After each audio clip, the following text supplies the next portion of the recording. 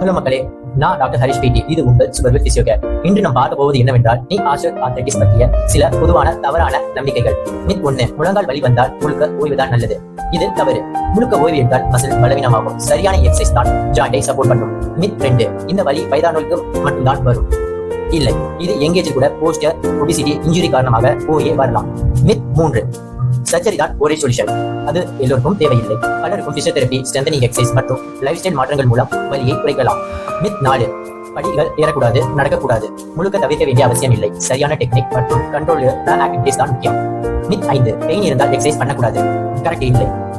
Proper கைடன்ஸில் exercise பண்ணால் தான் pain குறையும். இது போன்ற மித் நம் வாழ்க்கையை அன்னெசரியாக ரெஸ்ட்ரிக்ட் பண்ணும். உண்மையான treatment approach, movement, strengthening exercise மற்றும் சரியான கேர்.